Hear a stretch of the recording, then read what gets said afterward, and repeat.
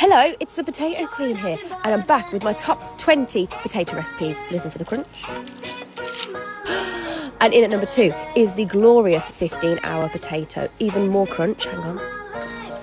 Of delicious potato, baked and then deep red Thai vegan curry sort of flavoured one. There's a bacon one, there's a root vegetable one, there's a family style one, there's a normal one. Anyway, for this recipe you are going to need Maris pipers, about 2 kilos or so.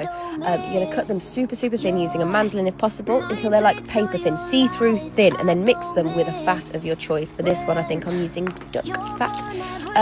Then you're going to get them into the oven to bake for around 3 hours at 120 degrees Celsius until they are cooked all the way through, very soft, very delicate. And then in the tin that they're in, get some more like weight on top of it. You can use tins, you can use baking beans, use whatever you want. Set it in the fridge overnight, and then you have this glorious lump of potato and fat and deliciousness. You're going to cut it off into big old chunks, slices, cubes, whatever you want, and then deep fry at 180 degrees Celsius to get this beautiful golden crispy exterior and this gorgeous fluffiness. It's like the ultimate hash brown chip. It's just one of the best things ever, but it's in at number 2 in my top 20. Look at that, it is. As the Potato Queen, I have made hundreds of potato recipes, and this is my top 20 countdown. And in at number 13, unlucky for some, is the potato rosti. It's a delicious, buttery, grated potato pan of the Bev, which is the potato book. So we're going to start off by making clarified butter. I get a whole block of butter, put it in the microwave in a microwave safe tray, skim the top, and then I put it in the fridge to set, and all the milk solids that we don't want will set at the bottom of the pan, and you can just drain them out. In the meantime, you then peel and grate your potatoes, squeeze them through a clean tea towel or muslin cloth, whatever you've got, until you get all the liquid out. And then you are going to, see, that's potato starch that comes out of it. Season them up really nicely, and then you're going to add about 60 to 70 grams of clarified butter. You can also use ghee, which you can get from the shop, which is already made clarified butter. Then you get them into a non-stick pan, preferably.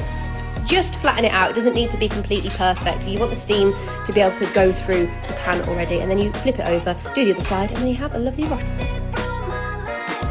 As the self-titled Potato Queen, I've made hundreds of potato recipes, so I'm ranking my top 20, and in at number 16 are little baby schnackle bags covered in garlic butter. And of course you can get, well, I think you can get this recipe in the book. There's so many recipes in there. There's 100 and something recipes in the book of just potatoes. So for the snackle backs, get little baby potatoes, just run your knife through them so they're not quite cutting all the way through, and you make these lovely ridges and slits in your potatoes. Get them into your baking tray with the slit side down, right, so that it's got contact with the heat. Get a garlic clove bulb in there, and then drizzle with oil and salt, get them roasting. Once the garlic is cooked, which is about half an hour or so, take the garlic out, mix all of those lovely potatoes together so that they're all turned over, and then squeeze that gorgeous soft garlic cloves out into a blender with some salt, pepper and paprika and butter. Very important, we have the butter in the garlic butter situation.